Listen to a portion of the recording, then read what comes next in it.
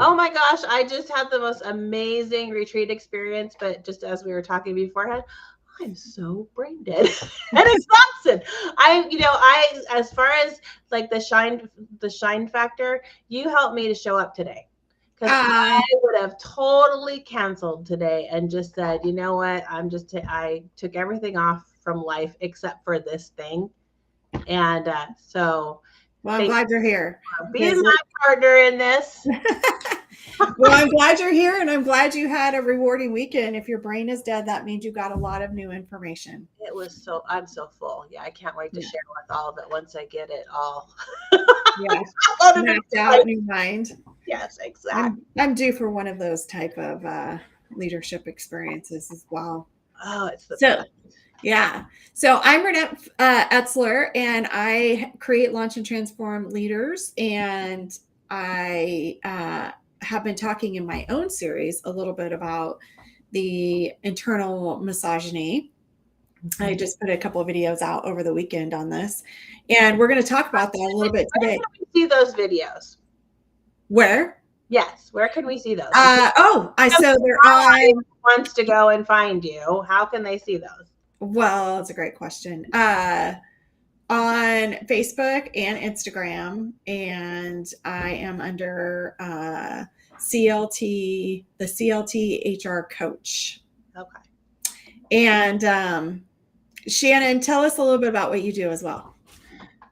What I love to do is to really help women plug into who they are, finding their strengths and, especially entrepreneurial women who have founded their own business and are successful. But what happens when we found our own business is it's our baby and we have a lot of attachment and a lot of responsibility towards it. So my clients are typically women who are ready to up level and want a life that they enjoy, that they originally dreamed of when they stepped into business and growing their entrepreneurial pursuit, and still have a thriving business that they love. And it may be that they need to do some pivoting. So I help them tap into their superpowers and leadership skills and all those great things. And yeah, so And we both love working with women. And I think part of the reason why, and a little bit of what we're going to talk about today, is because we like to see women shine.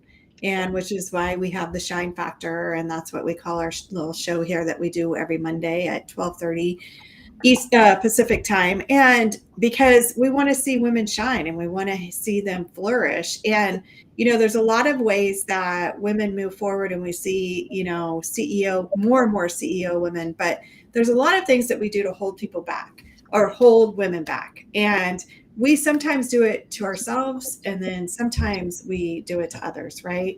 And mhm, so, how do we lift those people up? And so, last week I mentioned a theory that I saw out there, and it's called internalized misogyny. mhm, And the misogyny word is a big word, right? Because it's kind of a negative connotation.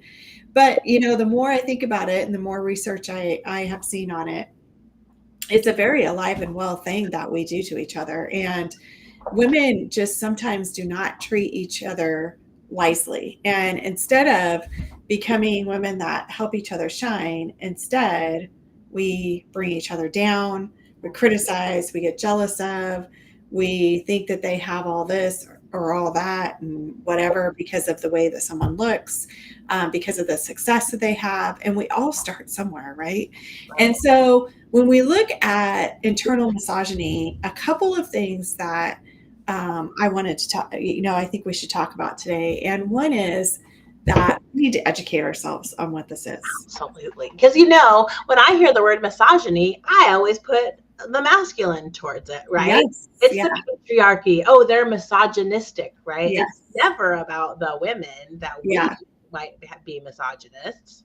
Right. So, like, we think of the good old boys club and that they're misogynists, right? That's always what I thought of too until I saw this terminology about women and how we have this internal misogyny. And I'm like, yeah, we got it. So I've been trying to educate myself on it because I think it's important that women start to understand what we do to other women and what we do to each other.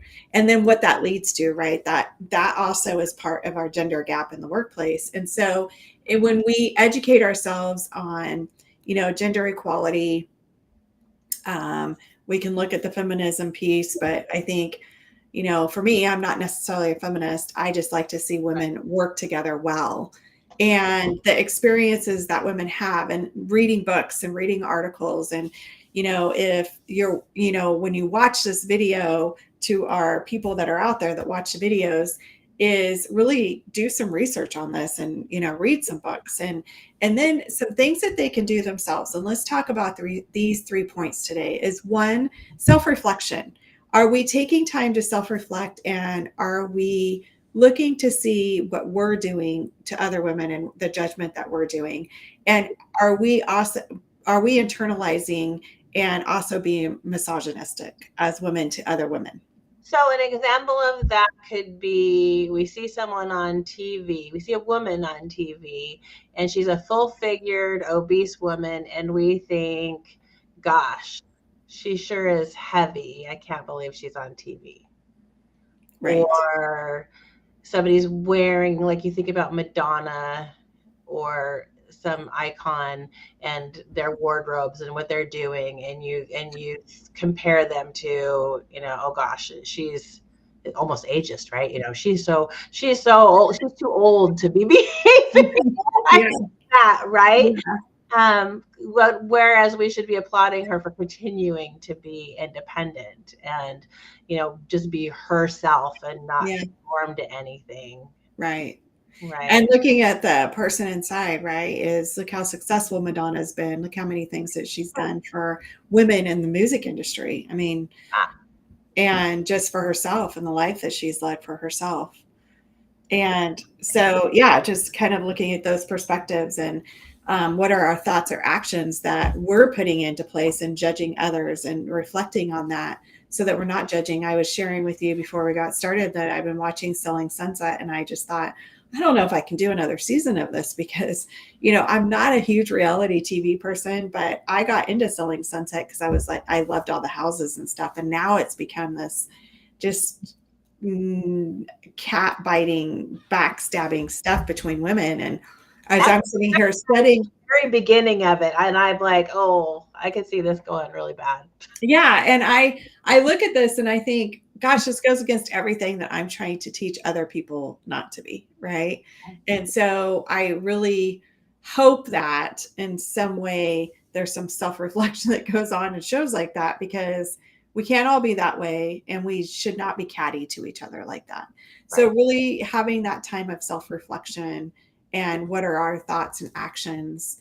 And then the other thing, number 2, is those societal influences that are allowing these things to happen. So the messages that are being sent. And, one of the videos that I did this weekend that I think happens in the workplace as well is that we as women sometimes show up the same way we show up at home.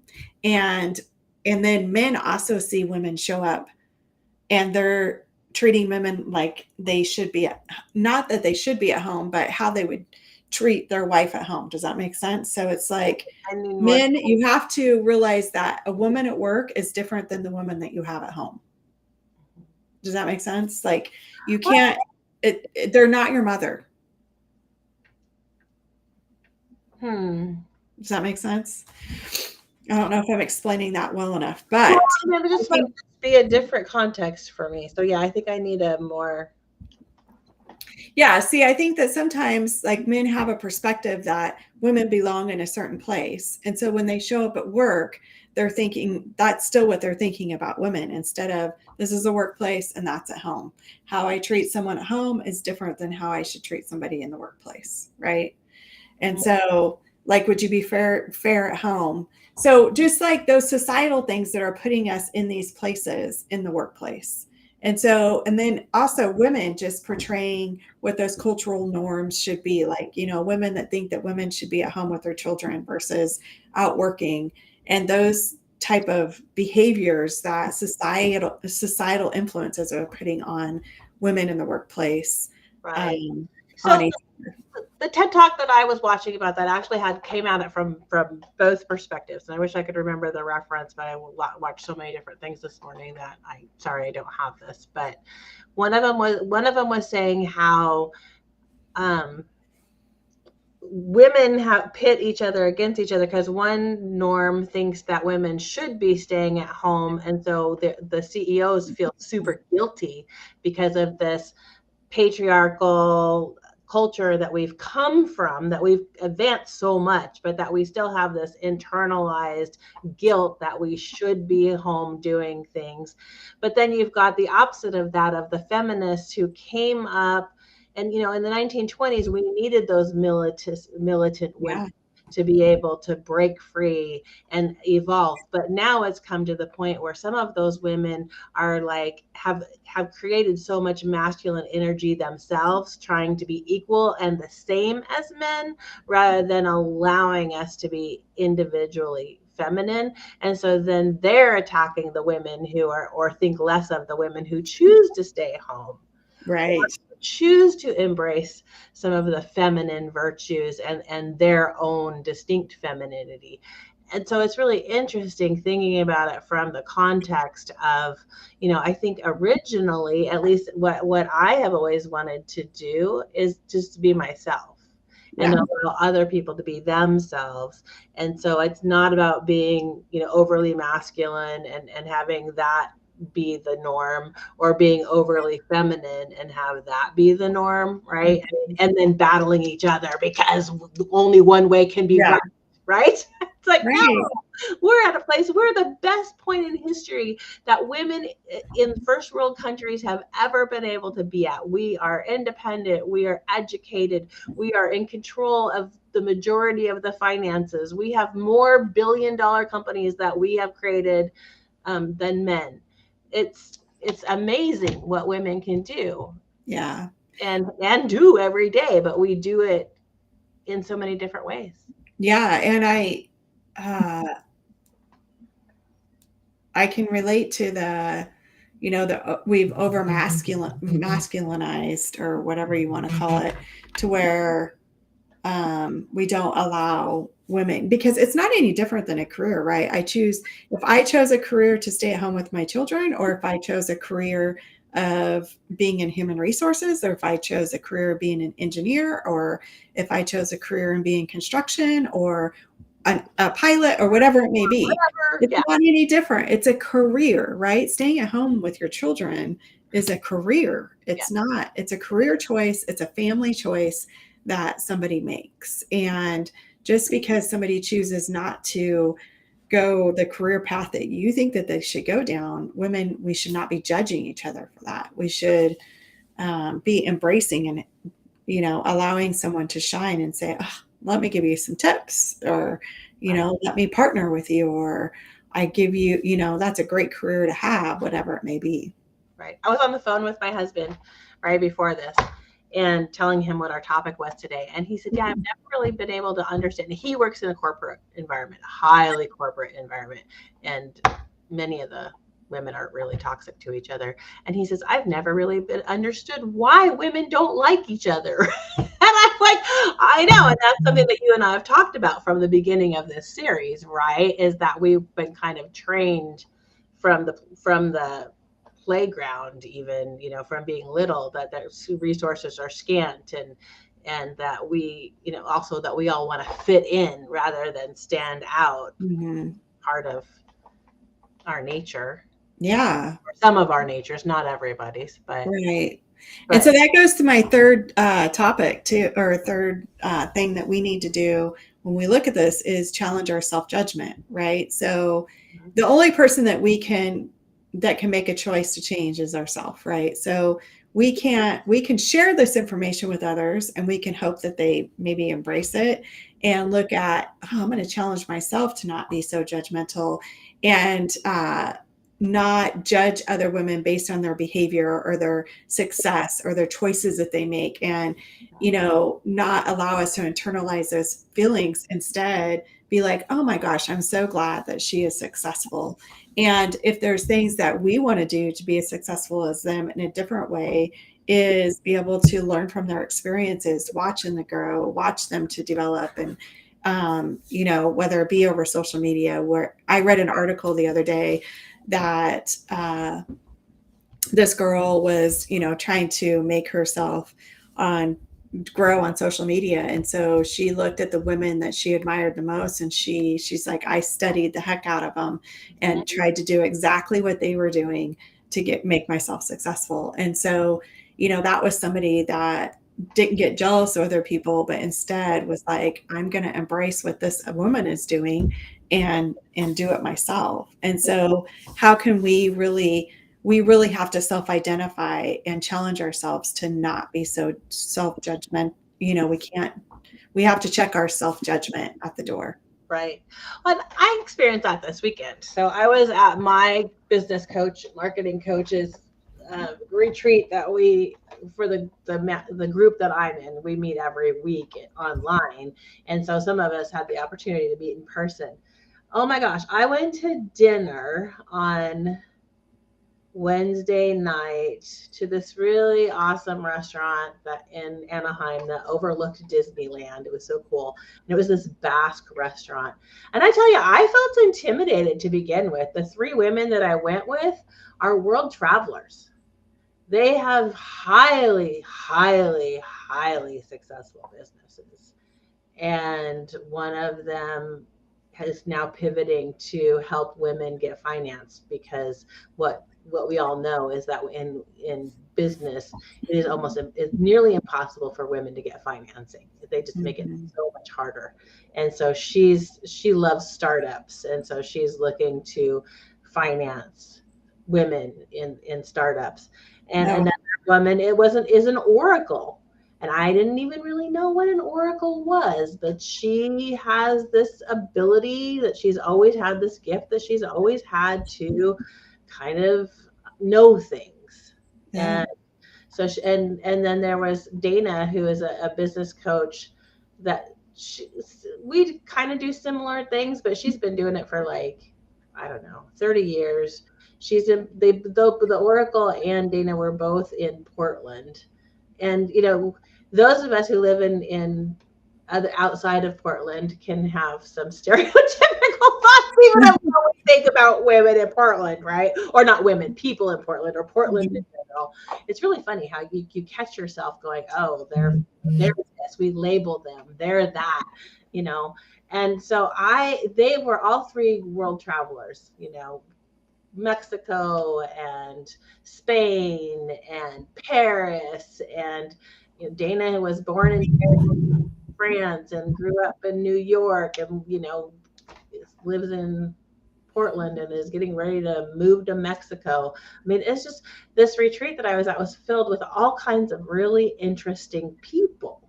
Wow. And so, it could be really, I found myself, because we all judge, right? We all get a first impression of something, and it goes through our perspectives of things, and we make judgments about people. But then I'm somebody who has trained myself to stop myself at that point and go, okay, what is this about this person? What do I believe about them based on this impression? And then I have trained myself to just release it and be open, which is really good, because we had experiences. There was a Native American who did sound bathing, which I've never done before. And it was, oh my gosh, spiritually, it was just such a fantastic experience.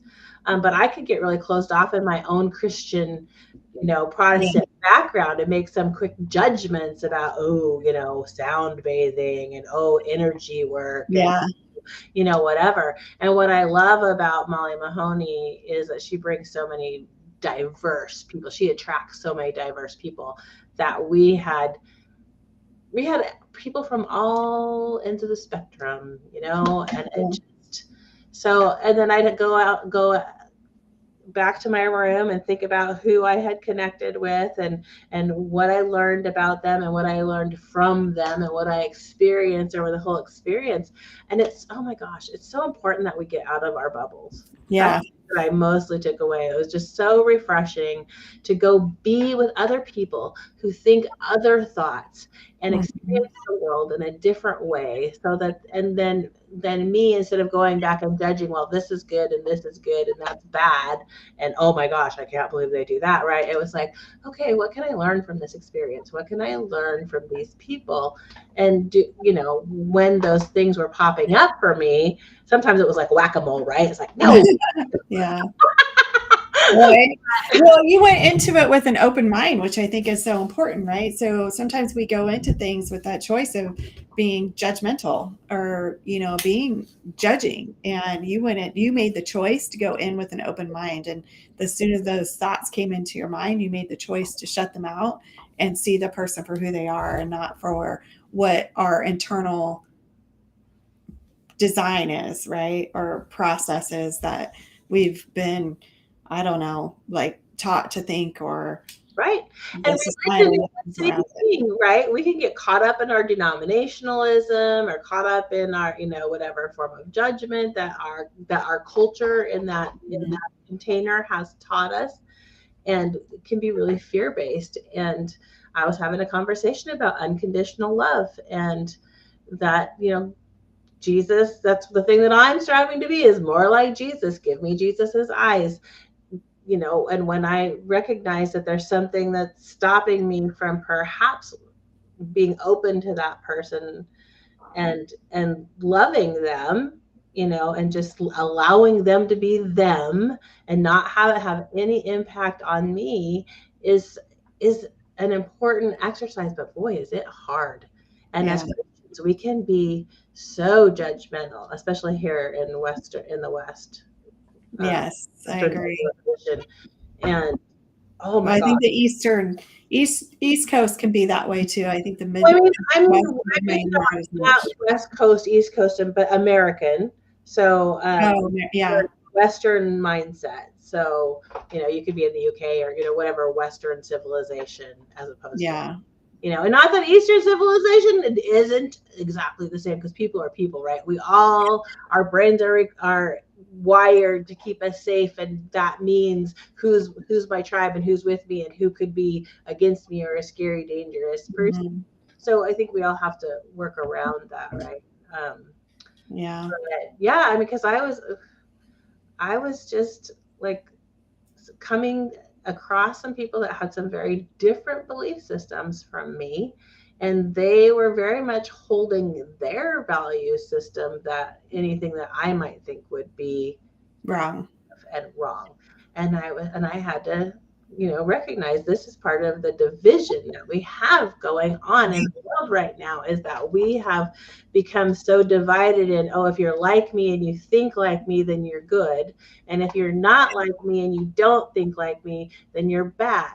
So I love the fact that we're talking about this misogyny, instead of looking at it from a male and saying, oh, only males are misogynist, only, to use a political thing, only Donald Trump is a misogynist because of how he talks about women in Right. those sexualized ways.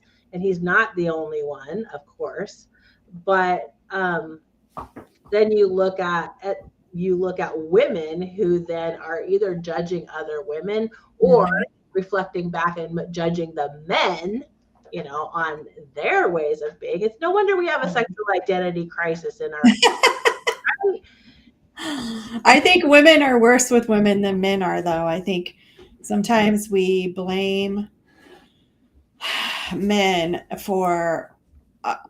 I think we do a lot of blaming of men in our society, but I think men have come so far with how they do things in the do things in the workplace or whatever, and I don't believe that women are doing as much to solve some of the Right. problems, and they're creating a lot of what that gender gap is in the workplace because of these types of things, which it's great that we're talking about. And I think as I was thinking when you were saying that about